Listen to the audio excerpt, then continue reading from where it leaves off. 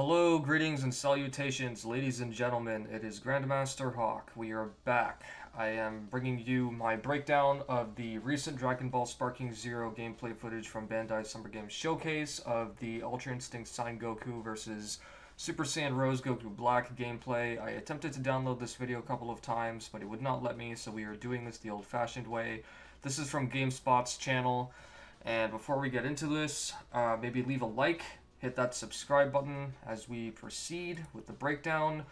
The first thing I'm going to tell you guys actually is, besides the intro and everything, I absolutely love that Goku, Ultra Instinct Goku sign echoes. I absolutely love the fact that he echoes. So apparently that was a thing in Xenoverse 2. And I wouldn't remember because I didn't play the game long enough to get the DLC, and I think maybe it's a thing in Fighters, I really don't know. But anyway, proceeding with the rest of this, so we're going to get the first thing and the worst thing out of the way too. You can see here that Super Saiyan Rose does a heavy finish here, that's fine, and then he goes into this copied and pasted Grand Slash, aka Ground Slash, the low sweeping attack. Really hope that this is in the game just for development purposes, because too many characters have the exact same animation, and it's just going to lead back to the age-old argument I've been dealing with for the last 10 years, or been observing for the last decade, because I stopped giving a darn about it, that everybody is copied and pasted. That is definitely not the case with this game. It's just the fact that all of these animations seem to be copied over a lot of people, so yeah. Anyway, whoever played this, we see here that they do the lift strike into an air combo follow-up and immediately cancel it into a combo, which is nice. You can do that in Tenkaichi 3. It never worked unless the opponent actually tried to counterattack. Example clip will be in the bottom right-hand corner, probably. And then you can see here that Ultra Instinct Sign Goku does a recovery roll here. It doesn't exactly look the same, but I feel like that's the exact same recovery roll that Ultra Instinct Goku did against Jiren in the anime. There will also be a sample clip on screen for that. So if I'm wrong about that, someone point it out to me, but yeah, we're continuing here. After that, we've got some combos, and I think the first thing that we're going to have here, so Rose Goku Black goes for a flying kick here, and this is where we get the first notable thing. So, for those of you who have watched my Z-Counter tutorial for Tenkaichi 3, you'll know that the Z-Counter for flying kicks is only executable when you're doing it against the first hit of flying kick. But here, we can see the first hit connects, and then the second hit gets Z-countered. So this is a good thing. It means that no matter how many flying kicks or how many hits there are in a flying kick for a character, if you happen to miss the first one, you can still Z-counter the second hit or the third hit or even the fourth hit. I say fourth hit because there were some characters in Tenkaichi 3 that did more than 4 hits, or around 4 hits for their flying kick. So that's the first thing. After that, I will just let this play out, or maybe I will do a cut here and wait until we get to the next thing. Okay, so here we see Super Saiyan Rose Goku Black's Scythe. It is officially used for a charged Ki Blast, which is not bad, but I think what I find really neat about this is actually how big the slash is. So personally, I would have loved to have seen this actually land on Ultra Instinct Goku, but I guess we're going to have to wait for that to happen. Okay, so we see a Z-counter here.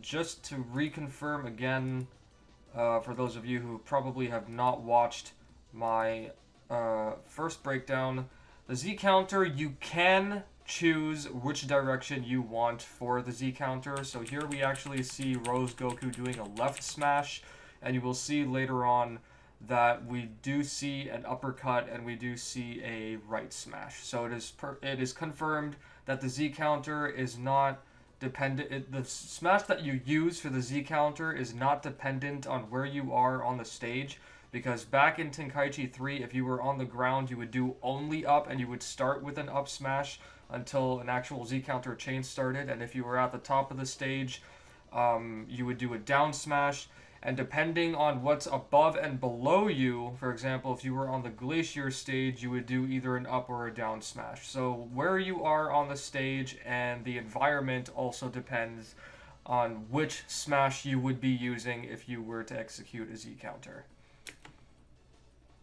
And people were saying that this is my vortex dash. That is not a vortex dash. Goku just happened to recover there, if I'm not mistaken. I'll rewind it.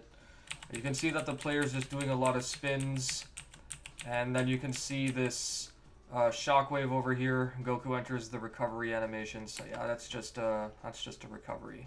And I think it's here we see the Z counter on Z counters. We have right here Goku Black going for an uppercut.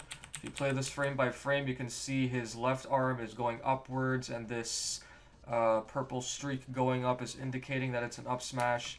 Ultra Instinct Goku Z counters the Z counter, and he goes for a right smash, which is also the exact same right smash that I believe Super Saiyan Blue Goku has as well. So hopefully they change these animations to have all of the characters have a bit more unique animations across their transformations. Because so far we've also seen that Blaster Wave and Ki Cannon do have unique animations for some characters, so let's hope that they do change that.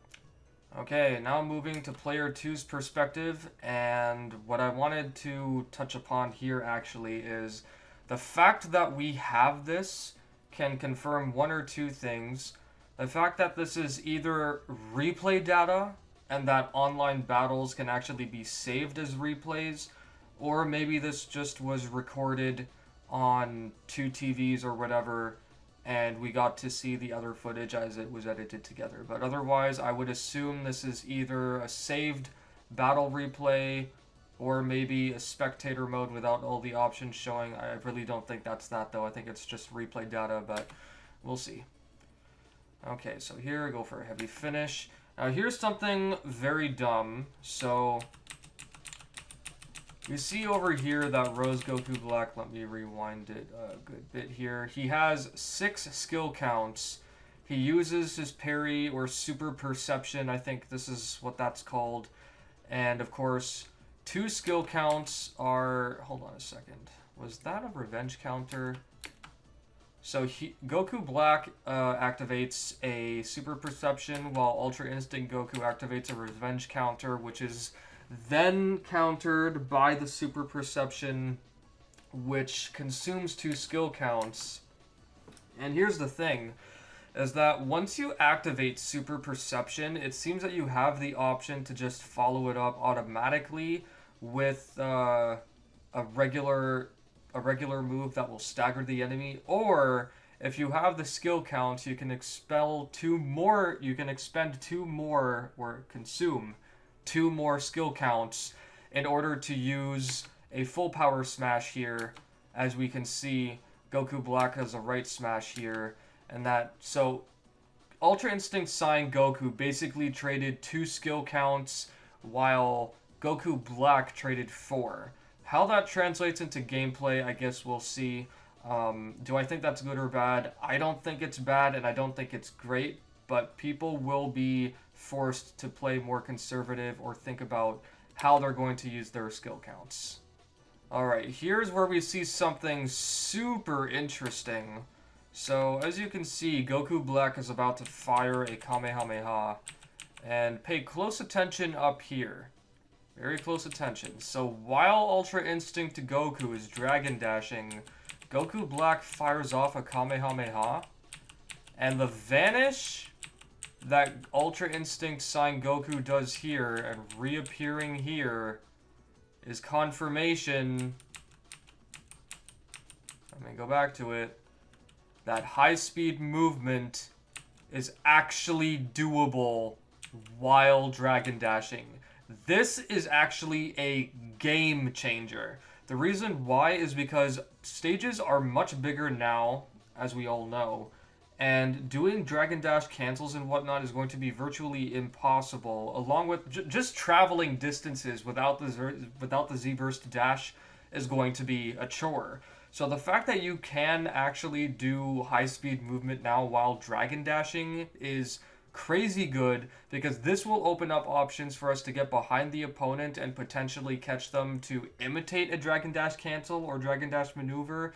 Generally, we were not able to do this in any other Dragon Ball game, so the fact that they've incorporated this into Sparking Zero is actually phenomenal. Alright, we are now done with the breakdown for the Goku Black and Ultra Instinct Goku match, so I'm going to be moving on to a little something else here. Shout out to Skills for flying out to Anime Expo to get us this footage. So what we have here is something actually very interesting. I'm actually not too sure how useful this is going to be. If he were at maximum key for this, actually, with Dr. Gero, he might have had a better idea of how useful it could be. But as you all know, Android characters cannot charge ki. However, what Skills does here is he goes for a grab, I think, right after flying kick. Yeah, he goes for a grab. And what happens here is he gets enough ki that it actually starts to put him into sparking mode. It actually gives him blue ki into sparking mode. So the reason why this is a good thing is because back in Tenkaichi 3, if you absorbed someone's energy with an Android character or Cell even, it would not give you max power mode ki at all. It would not give you blue ki. I think it was a thing in Raging Blast 1 and 2. Clips will be again in the corner down here for samples. But the fact that we have this in now, it means that, let's say in theory that you really want to use your ultimate with an Android character and you need maximum ki in order to do that. If you're just about to hit maximum ki and the grab actually smashes them away, let's see if that does let's see if it does it to Beerus here. Yeah, so if it smashes them away like that, you actually do have the option to instantly start charging ki and go into max power mode. So it's a really good thing that they actually finally implemented that. And in the same video, apparently, we finally get to see a wake-up roll. I apparently put it over here. So here we see Vegeta gets down, Skills smashed down or something. And then after this, once he lands, we finally see what the recovery roll looks like. He actually rolls to the left and then gets up. Back in Tenkaichi 3 and even Raging Blast, when you did a wake-up, in Tenkaichi 3, if you were in knockdown state, meaning completely laying on the ground, and you pressed back on your left stick, you would recover backwards, meaning you would do a recovery roll backwards in order to stay aligned with the opponent. And if you pressed it forward, you would do a recovery roll back to front, which means that your back would be to your opponent automatically, of which course you don't want to do that. And in Raging Blast, you can just recover and then press your block button in order to stay aligned if you want to. But here we can see that you actually do have a wake-up roll. This is much more similar now to Naruto Ultimate Ninja Storm, if I recall correctly. I think it had that. And I don't really know if Xenoverse had it, but I know for a fact that this is in Naruto Storm, the Naruto Storm games. So this, now we finally have confirmation of what it looks like to do a wake-up roll, or the fact that you can do a wake-up roll at all. So if you happen to be about to be hit by like a super attack or something, you probably could do a recovery roll like this and get out of the way.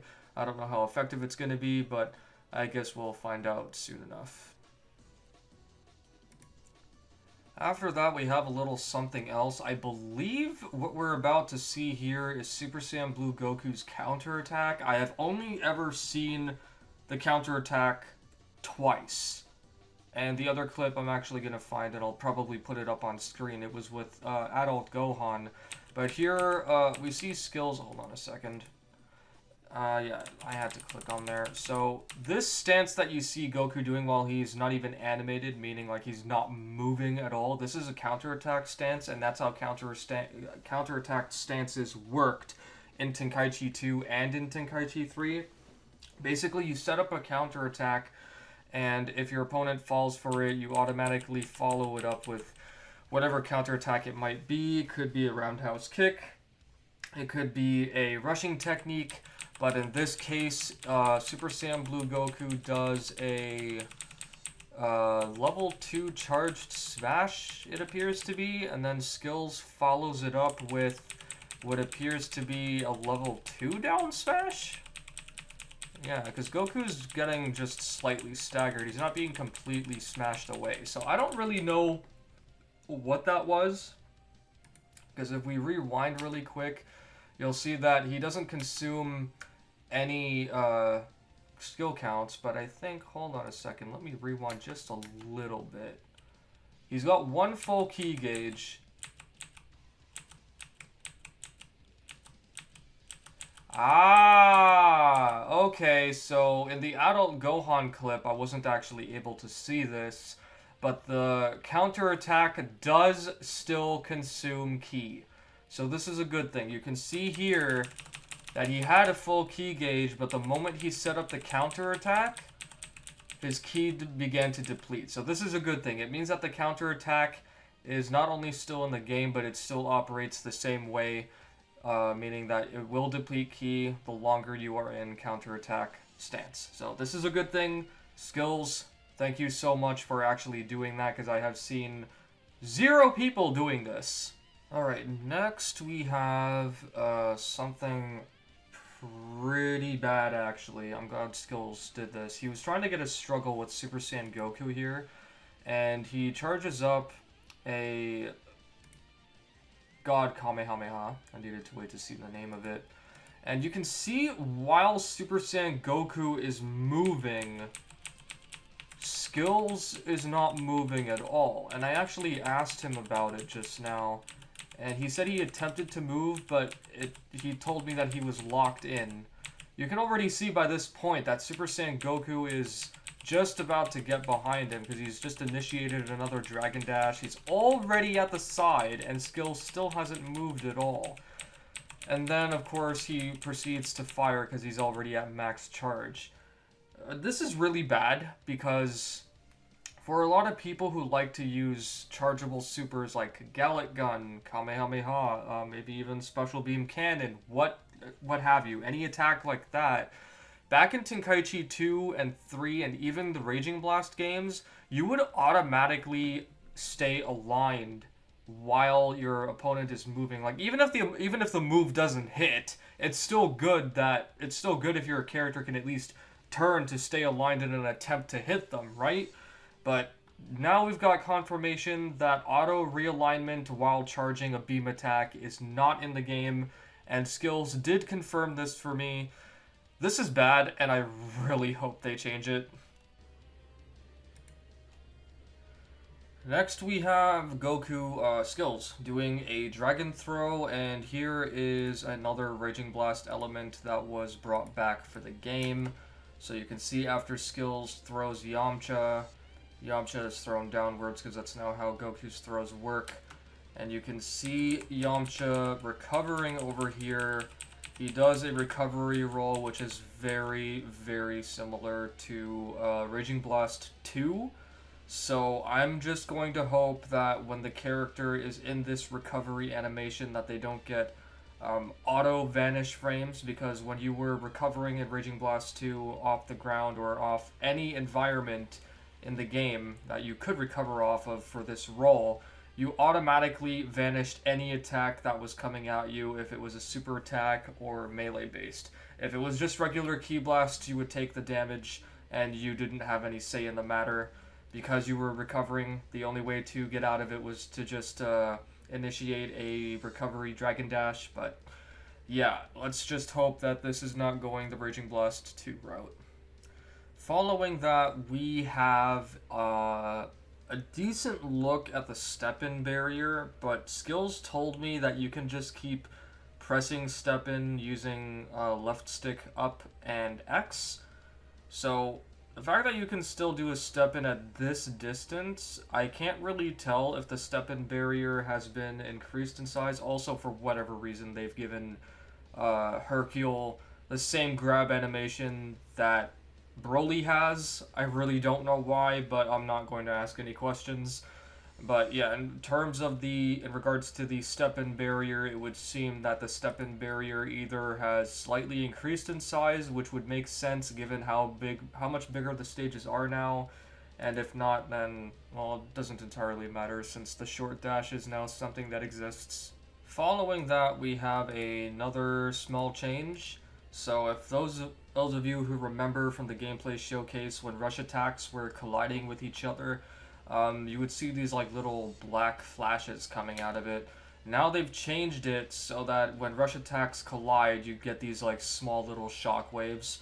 So that's a nice touch. It's a good thing that they changed that to have small little shock waves rather than those small black flashes. I think these shock waves look a little better.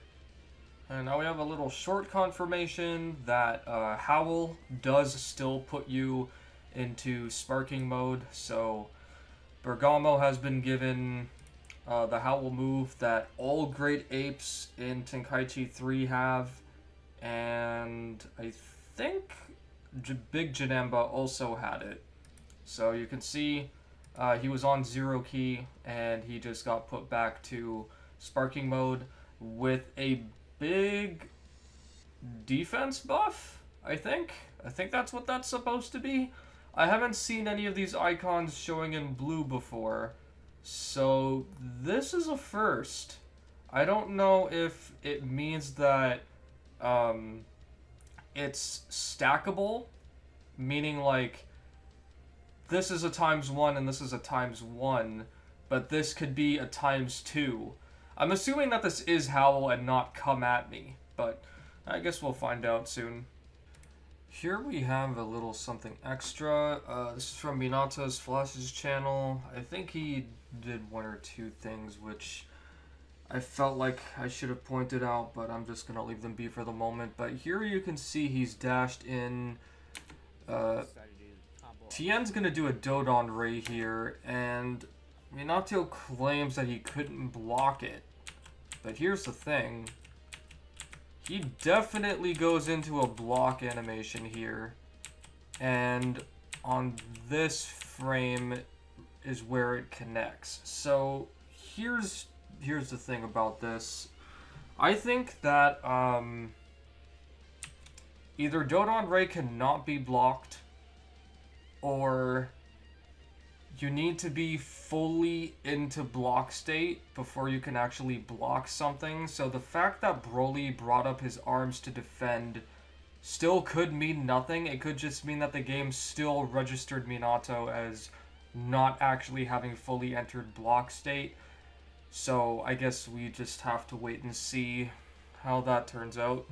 Following that, we have a clip from an old friend of mine, Riku the Best. Reunited with him just recently, even though we've known each other for well over a decade. But anyway, he does an attack over here that I haven't seen anybody else do. So he does a dash attack. Let me rewind really quick to see if that was a regular dash or using a short dash. It is a short dash, okay. And then he does an up smash here, and then vanishes to do a down smash. Now, I have no idea what this is, like if it's supposed to be a new combo or not, but what this looks like to me is the Sonic Impact from Tenkaichi 3. I'll actually show 2 clips here. One will be Tenkaichi 2 and one will be Tenkaichi 3. This attack was actually first introduced in Tenkaichi 2 as the Punishing Attack, and then it was changed to Sonic Impact in Tenkaichi 3 because there's another version in Tenkaichi 3 called Raging Impact where it sends you upwards.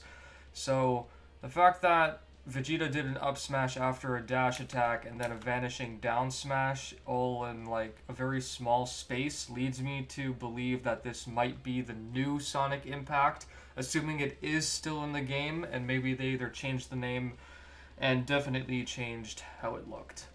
Someone asked me about this one just recently, whether or not we had seen the heavy finish follow-up to an air combo, and we had not, but thanks to Minato's Flash, the CPU actually managed to do it, or did it against him. So in a moment here we will see it. I will probably fast forward this if I have to. No, it's going to be on this combo. So here we see the rush combo. He does a lift strike. And right here is where we see the heavy finish That's our very first time seeing it, so this is confirmation that heavy finish preceding an air combo is officially returning in the game, and we just had not seen it until now.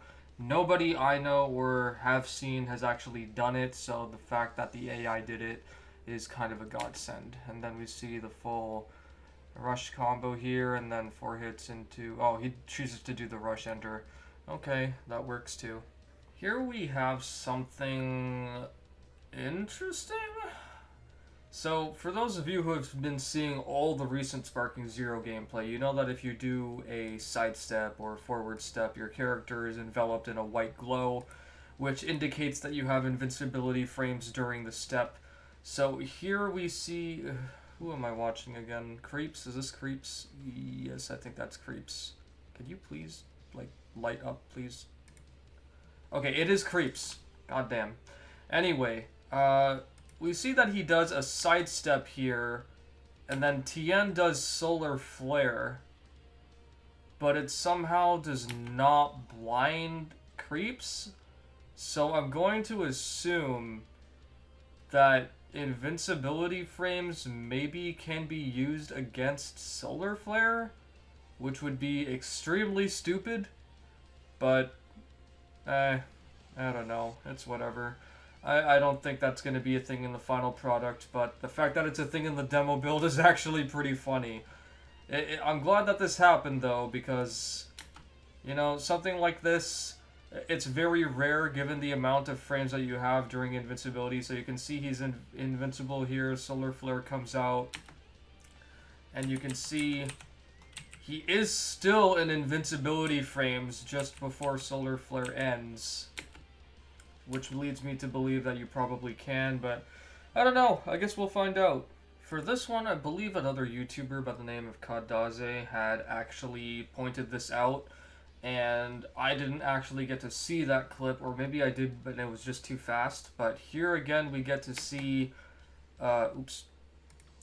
we get to see Creeps start pressing his punch button to punch and kick the ki blasts away, and you can see that it is contributing to the skill counts. So I think I'm more amused with the fact that you can just start randomly punching them away instead of just blocking, but hey, they've made this to be more like like the anime, so I can't really complain.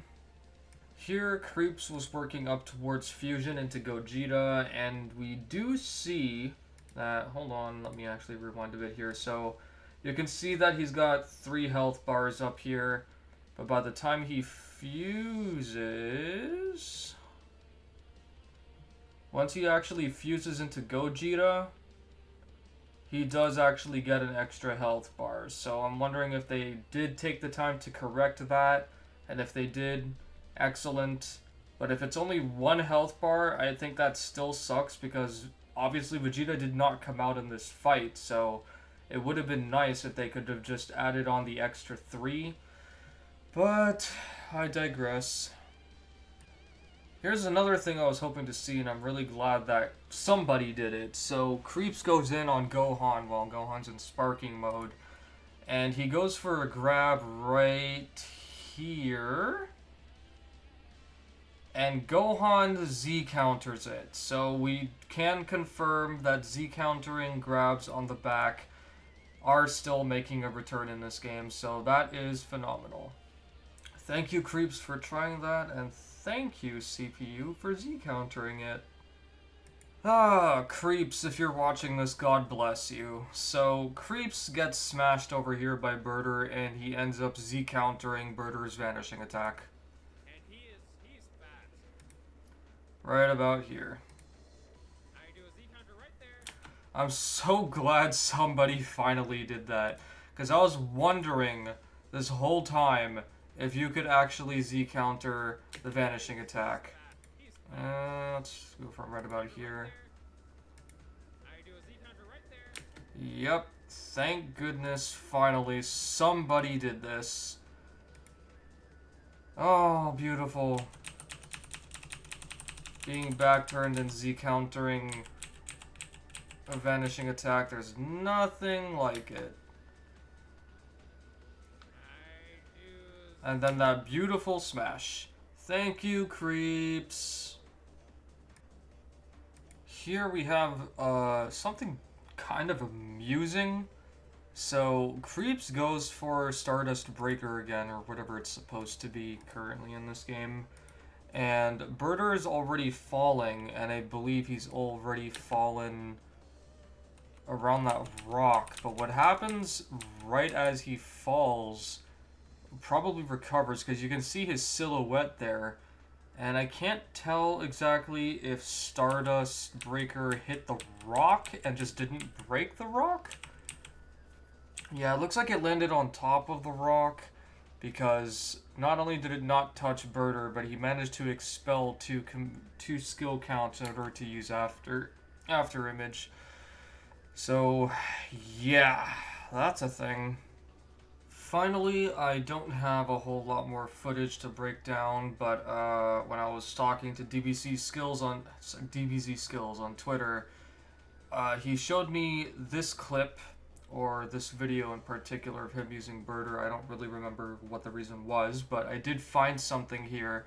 So we see that he's going sparking mode with Birder, and his hits increase past 10 while he's still mashing square. What this means is that Birder officially has a Violent Rush in sparking mode in this game.